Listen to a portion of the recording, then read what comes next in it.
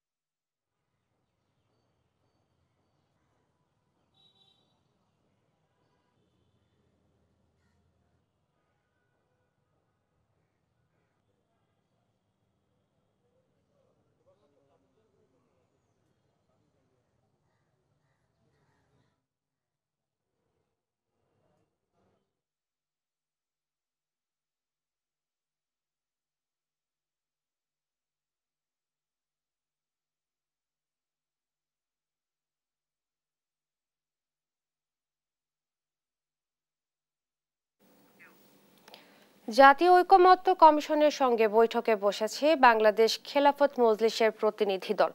সোমবার সকাল ১০টায় দলটির সিনিয়র নায়েবে আমির মাওলানা ইউসুফ আশরাফের নেতৃত্বে ৩ সদস্যের প্রতিনিধি দল জাতীয় সংসদ ভবনের এলডি ভবনে আসেন। এ সময় জাতীয় ঐকমত্য কমিশনের সহ সভাপতি অধ্যাপক আলী রিয়াজ সহ বিভিন্ন সংস্কার কমিশনের প্রধানগণ উপস্থিত ছিলেন। বৈঠকের শুরুতে অধ্যাপক আলী রিয়াজ বলেন, জাতীয় ঐকমত্য কমিশনের প্রধান লক্ষ্য বাংলাদেশ ফ্যাসিবাদের পুনরুত্থান রোধ করা। অধ্যাপক আলী রিয়াজ সহ সভাপতি, জাতীয় ঐকমত্য কমিশন।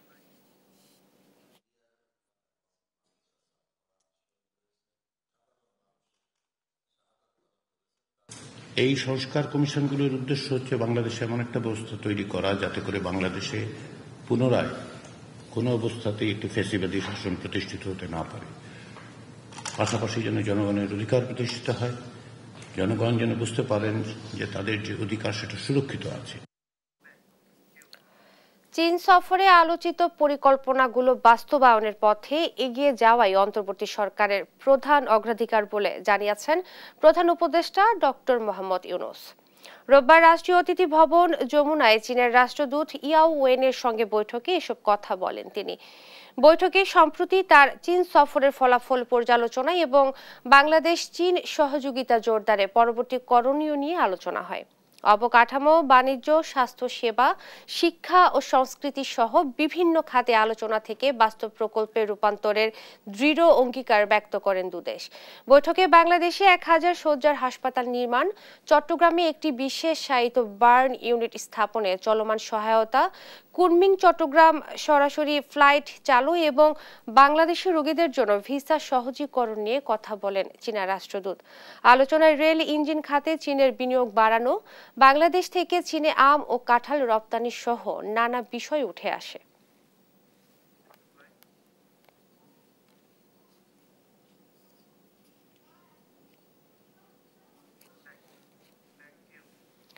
প্রধান উপদেষ্টা অধ্যাপক ডক্টর মোহাম্মদ ইউনূস 4 দিনের সরকারি সফরে আজ সোমবার কাতারের উদ্দেশ্যে রওনা দেবেন।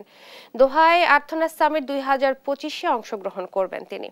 অধ্যাপক ইউনূস কাতারের আমির Sheikh Tamim bin Hamad Al থানির আমন্ত্রণে এ সফরে যাচ্ছেন বলে জানান প্রধান উপদেষ্টার উপ প্রেস সচিব আবুল কালাম আজাদ মজুমদার। প্রধান উপদেষ্টার সফর সঙ্গী হিসেবে যাচ্ছেন পররাষ্ট্র উপদেষ্টা তৌহিদ হোসেন, জ্বালানি উপদেষ্টা মোহাম্মদ ফাউজুল কবির খান এবং শিল্প উপদেষ্টা আদিলুর রহমান খান। এছাড়া দেশের ইতিহাসে প্রথমবারের মতো দেশের 4 জন নারী ক্রীড়াবিদ প্রধান উপদেষ্টার সফর সঙ্গী হচ্ছেন। আজাদ মজুমদার জানান, সামিটে অংশ নেওয়ার পাশাপাশি কাতারের আমিরের সঙ্গে প্রধান উপদেষ্টার বৈঠকের সম্ভাবনা রয়েছে।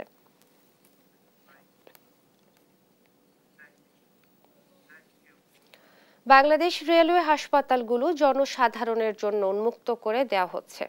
অবকাঠামো ও স্বাস্থ্য সেবা সংক্রান্ত উন্নয়ন শেষে সাধারণ মানুষ দেশের 10টি রেল হাসপাতালে চিকিৎসা সেবা গ্রহণের সুযোগ পাবেন। সোমবার সকালে সচিবালয় স্বাস্থ্য মন্ত্রণালয়ের সম্মেলন কক্ষে 2 পক্ষের মধ্যে এ সংক্রান্ত সমঝোতা স্মারক সই হয়। স্বাস্থ্য সেবা বিভাগের সচিব এবং রেলওয়ে মহাপরিচালক সমঝোতা স্মারকে সই করেন। অনুষ্ঠানে জানানো হয়, স্বাস্থ্য মন্ত্রণালয়ের একটি টিম আগামী সপ্তাহে রেলের হাসপাতালগুলো পরিদর্শন করে কি ধরনের অবকাঠামোগত উন্নয়ন দরকার সে ব্যাপারে রিপোর্ট দেবে। রেলপথ মন্ত্রণালয়ের উপদেষ্টা ফাউজুল কবির খান বলেন, স্বাস্থ্য মন্ত্রণালয়ের রিপোর্টের পর অবকাঠামোগত উন্নয়ন করার ব্যবস্থা নেওয়া হবে। স্বাস্থ্য উপদেষ্টা নূরজাহান বেগম জানান, এই মুহূর্তে রেলের হাসপাতালগুলো জনসাধারণের জন্য উন্মুক্ত করে দেওয়া সম্ভব নয়, তবে দ্রুত জনসাধারণকে চিকিৎসা দিতে সর্বোচ্চ চেষ্টা করা হবে। স্বাস্থ্য মন্ত্রণালয় এই ব্যাপারে একটি নীতিমালা প্রণয়ন করবে। উপদেষ্টা জানান, দেশে 8,000 ডাক্তারের সংকট রয়েছে। 15 সেপ্টেম্বরের মধ্যে বিশেষ বিসিএস এর মাধ্যমে 2,000 ডাক্তার নিয়োগ দেওয়া হবে।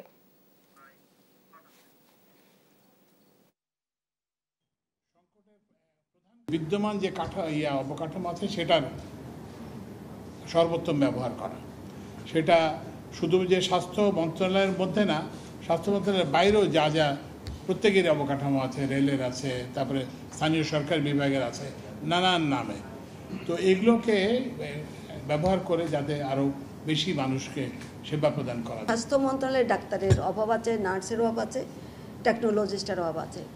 তো আমরা প্রায় 2000 ডাক্তার স্পেশালি নেওয়ার কথা বলেছিলাম। সেই 2000 ডাক্তার আমরা পাবো, মানে এত তাড়াহুড়া করার মধ্যে উনি এত প্রেশার দিয়েছেন, সবাইকে সম্মত করিয়েছেন, শেষ পর্যন্ত আসলো সেপ্টেম্বরের 15 তারিখের মধ্যে আমরা এই ডাক্তারগুলো পাবো, 2000 ডাক্তার। সংবিধান সংশোধনে ন্যাশনাল কনস্টিটিউশনাল কাউন্সিল এনসিসি করার প্রস্তাবনার সঙ্গে একমত নয় বিএনপি। দেশের রাজনৈতিক বাস্তবতায় নির্বাচনকালীন রুটিন কাজ করার জন্য 90 দিন মেয়াদে তত্ত্বাবধায়ক সরকার চায় দলটি। আর 2 বারের বেশি প্রধানমন্ত্রী না হওয়ার বিধান বাধ্যতামূলক না রেখে তা উন্মুক্ত রাখার পক্ষেও মত দেয় দলটি। সাইফুল রিপনের রিপোর্ট। বিভিন্ন কমিশনের সংস্কার প্রস্তাবনা নিয়ে জাতীয় সংসদ ভবনের এলডি হলে জাতীয় ঐকমত্য কমিশনের সঙ্গে দ্বিতীয় দফা বৈঠক করে বিএনপির প্রতিনিধি দল। এ সময় সংস্কার প্রস্তাবনার উপর দলের অবস্থান ও নতুন প্রস্তাবনাও তুলে ধরেন তারা। বৈঠক শেষে সাংবাদিকদের ব্রিফ করেন বিএনপির স্থায়ী কমিটির সদস্য সালাউদ্দিন আহমদ।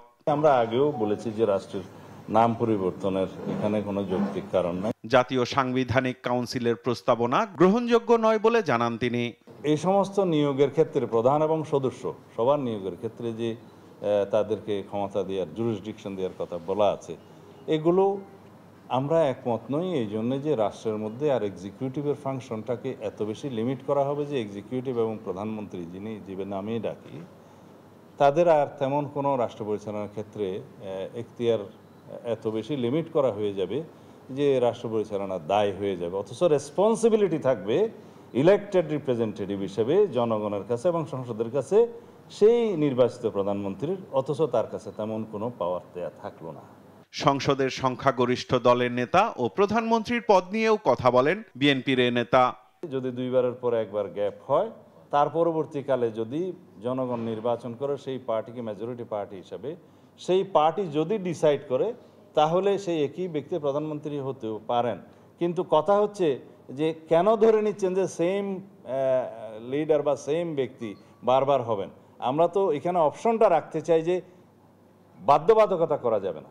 সংসদের সংরক্ষিত আসন ও দ্বিকক্ষ বিশিষ্ট সংসদ গঠনের বিষয়ে একমত হলেও পরবর্তী নির্বাচিত সংসদই সিদ্ধান্ত নেবে বলে দলের অবস্থান জানান তিনি। উচ্চকক্ষের মনোনয়ন পদ্ধতি বা নির্বাচন পদ্ধতি কি হবে, কারা আসবে, প্রপোর্শনেট আসবে কি নাই আসবে, তা আমরা বলেছি সেটা আগে দ্বিকক্ষ বিশিষ্ট পার্লামেন্টের অ্যামেন্ডমেন্টটা সংসদে গৃহীত হোক, দ্বিকক্ষ নির্মিত হোক, তারপরে সেই নিয়োগ প্রক্রিয়া সম্পর্কে সংসদে আলাপ আলোচনার মধ্য দিয়ে সেই মনোনয়ন প্রক্রিয়া, নির্বাচন প্রক্রিয়াটা নির্ধারণ হওয়া ভালো। রাষ্ট্রপতির কার্যক্রমের এখতিয়ার বাড়ানোর প্রস্তাবনা নিয়েও কথা বলেন সালাউদ্দিন আহমদ। প্রেসিডেন্ট হচ্ছে nominal head of the state.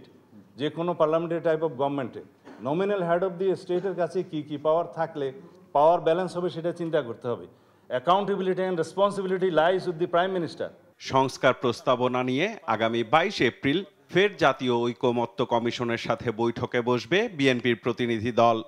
এবং সাইফুল রিপন, দেশ টিভি, ঢাকা। মৃত্যুদণ্ডের রায়ের বিরুদ্ধে জামাত নেতা এটিএম আজহারুল ইসলামের আপিল শুনানি কাল। সোমবার এটিএম আজহারের আবেদনের প্রেক্ষিতে বিচারপতি জুবায়ের রহমান চৌধুরীর নেতৃত্বে 3 বিচারপতির বেঞ্চ এদিন ধার্য করেন। ৭১-এর মানবতা বিরোধী অপরাধের মামলায় রিভিউ থেকে আপিল শুনানি করার ঘটনা এটিই প্রথম। এটিএম আজহারুল ইসলামের আইনজীবী জানান, বিচারের ক্ষেত্রে আন্তর্জাতিক আইনের রীতিনীতি না মানায় এবং ন্যায়ভ্রষ্ট বিচার করা হয়েছে। মুক্তিযুদ্ধের সময় রংপুর অঞ্চলে মানবতা বিরোধী অপরাধের দায়ে ২০১৪ সালের ৩০ ডিসেম্বর আজহারকে মৃত্যুদণ্ড দেন আন্তর্জাতিক অপরাধ ট্রাইব্যুনাল। এর রায়ের বিরুদ্ধে আপিল করেন জামায়াতের এই নেতা। ২০১৯ সালের ২৩ অক্টোবর এটিএম আজহারুল ইসলামের মৃত্যুদণ্ডের রায় বহাল রাখেন আপিল বিভাগ।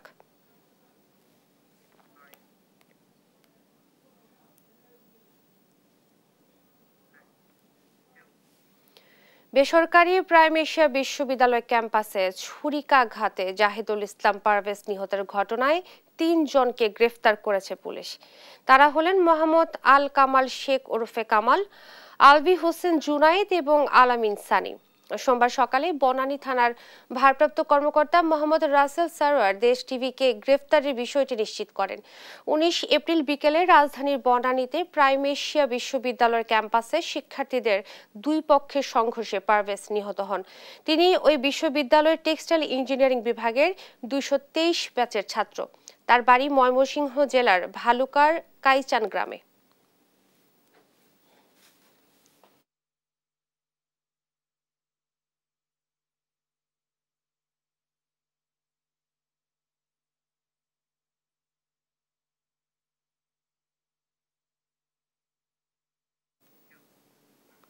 স্বৈরাচারের ফেলে যাওয়া বিধ্বস্ত অর্থনীতি সংস্কারে অন্তর্বর্তী সরকারের সফলতা আসছে বলে মন্তব্য করেছেন প্রধান উপদেষ্টা doctor Mohammad Yunus.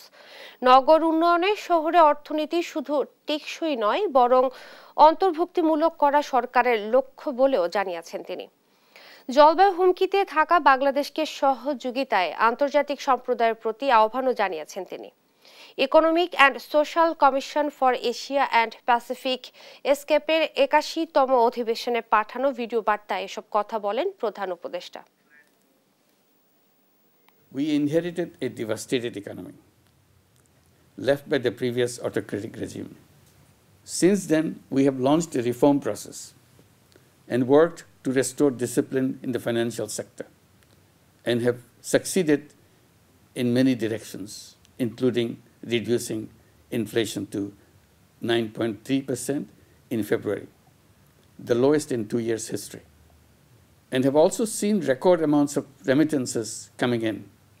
Investor confidence is returning, and we are moving steadily towards stability and growth. নারায়ণগঞ্জের রূপগঞ্জের রূপসী এলাকায় কয়েকটি ভবনে উচ্ছেদ অভিযান শুরু করেছে রাজধানী উন্নয়ন কর্তৃপক্ষ। সোমবার সকাল ১১টা থেকে রাজুক ও নারায়ণগঞ্জ ৬/৩ জোনের নির্বাহী ম্যাজিস্ট্রেট মনির হোসেন হাওলাদারের নেতৃত্বে রূপসী এলাকায় এ অভিযান শুরু হয়। এ সময় নকশা বহির্ভূত ভবন নির্মাণের অভিযোগের প্রেক্ষিতে একটি ২তলা ভবন নির্মাণের সতর্কতা ও আরেকটি ৬তলা ভবনের বিদ্যুৎ বিচ্ছিন্ন সহ নির্মাণ কাজে স্থগিতের আদেশ দেওয়া হয়।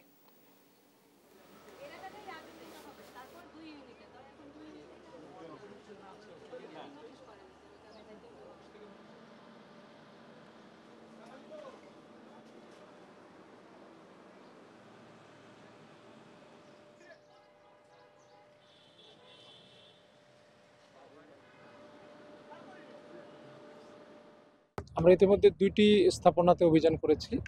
একটি আমরা অঙ্গীকারনামা গ্রহণ করেছি, তাদের নকশা রয়েছে পৌরসভার। আর দ্বিতীয় এটি যেটি দেখতে পাচ্ছেন পেছনে যে বিল্ডিংটি রয়েছে, এই বিল্ডিংটি রাজুকের কোনো অনুমতি ছাড়াই এই বিল্ডিং করা হয়েছে। তো এখানে যে মিটারটি রয়েছে সেটি ডিসকানেক্ট করে সামনে আমাদের আরও অভিযান রয়েছে সারাদিন ব্যাপী।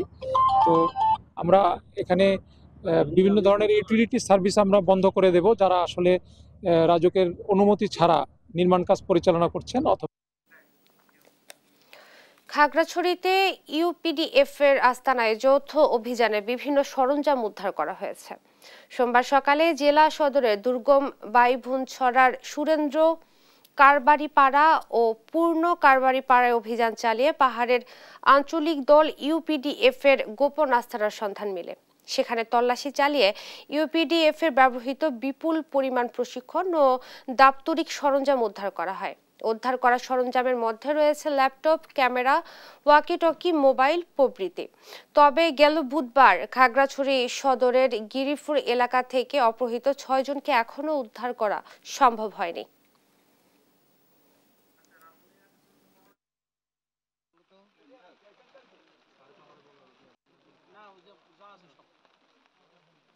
লালমনিরহাটে চলছে দুর্নীতি দমন কমিশনের 173তম গণশুনানি। লালমনিরহাটে জেলা পরিষদ মিলনায়তনে সকাল 10টায় শুরু হয় শুনানি। এতে বিভিন্ন সরকারি অফিসে সেবা প্রাপ্তিতে হয়রানির শিকার বা সেবা বঞ্চিত জনসাধারণের অভিযোগগুলো লালমনিরহাট জেলার সব সরকারি দপ্তর প্রধানদের উপস্থিতিতে কমিশনের সামনে তুলে ধরা হয়। একই সঙ্গে উত্থাপিত অভিযোগের বিষয়ে দুদক তাৎক্ষণিক সিদ্ধান্ত নেবে। সরকারি পরিষেবা প্রাপ্তি নিশ্চিতকরণ ও সরকারি কর্মকর্তাদের মধ্যে সততা, নিষ্ঠা, জবাবদিহিতা ও মূল্যবোধ বৃদ্ধির মাধ্যমে দেশ থেকে দুর্নীতি নির্মূল করাই গণশুনানির লক্ষ্য।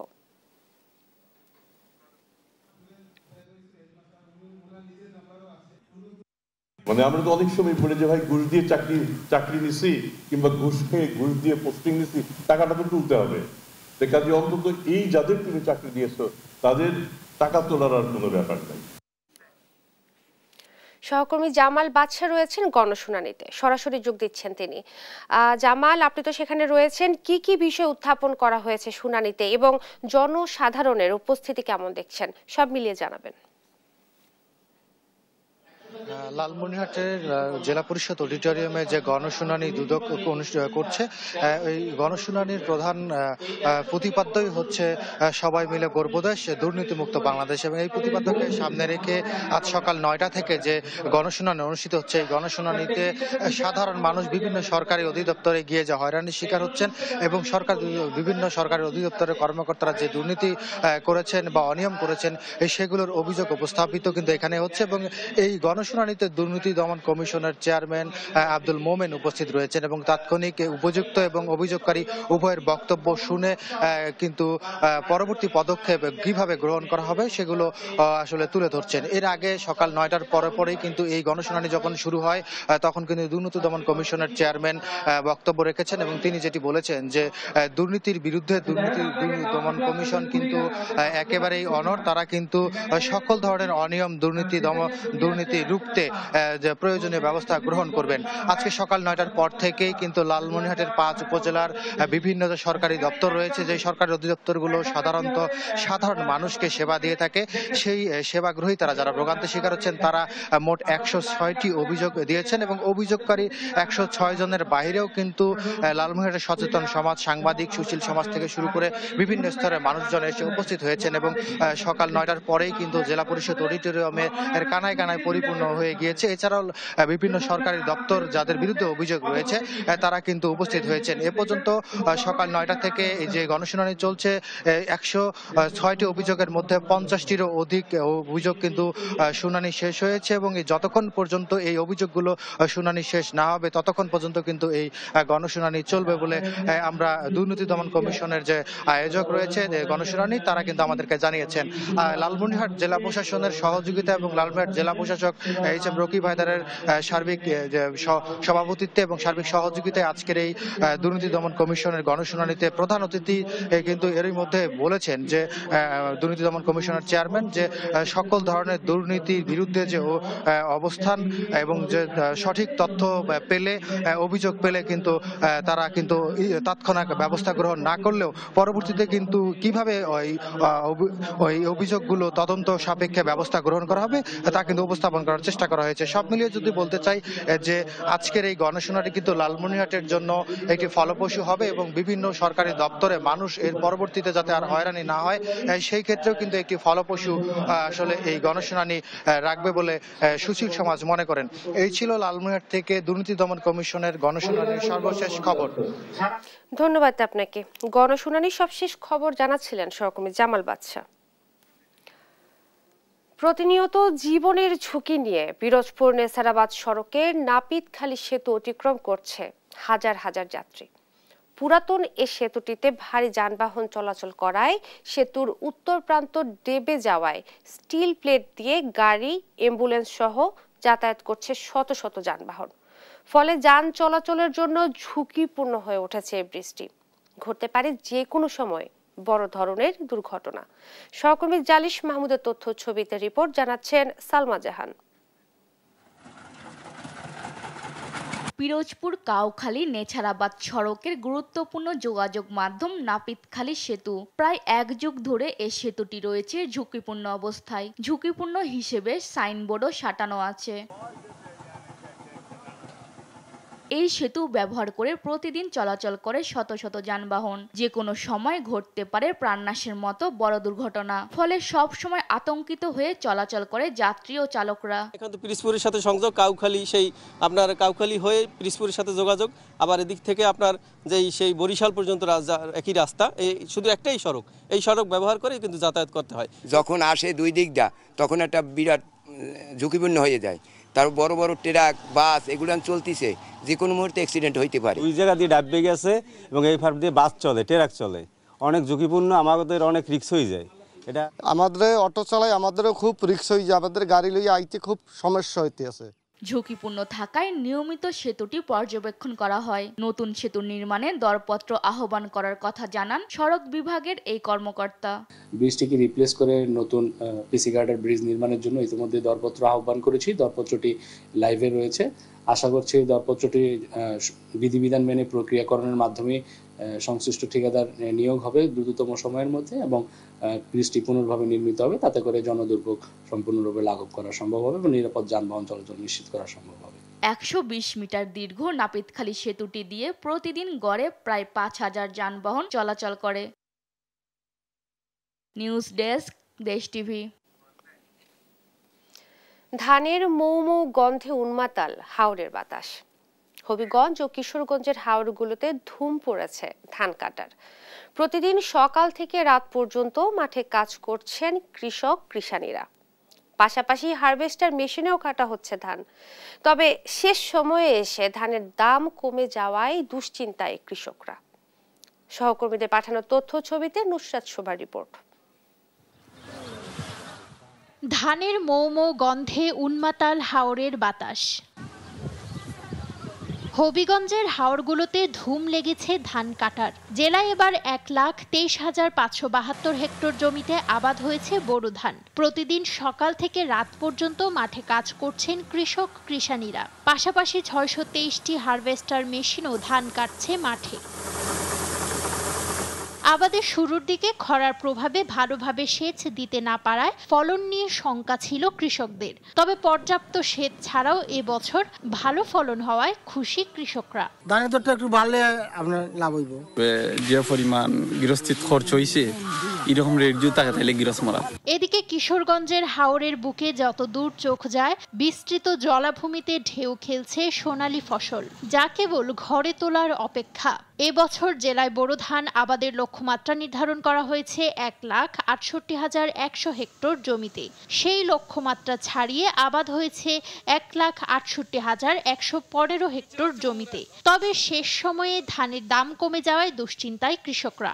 যদি ধানের মূল্যটা একটু বাড়তেই তো তাহলে কৃষক আরো ইয়ে করতে পারতো। সরকার যদি কৃষকদেরকে ভর্তুকি দেয় হয়তো বা ওই যে সরকারি যে গুদামজাত করে তার মধ্যে যদি একটু কৃষকের মূল্য দেয় তাহলে হয়তো কৃষক রক্ষা পেতে পারে। ধান কাটা নিয়ে কৃষকদের নানা পরামর্শ দিয়েছে কৃষি বিভাগ। পরামর্শ হলো আপনাদের জমির ধান 80% পরিপক্ক হওয়ার সাথে সাথে আপনারা ধান কর্তন করুন, অন্যথায় শিলাবৃষ্টি বা অতিবৃষ্টির কারণে আপনাদের ফসল ক্ষতির একটা সম্ভাবনা থাকে।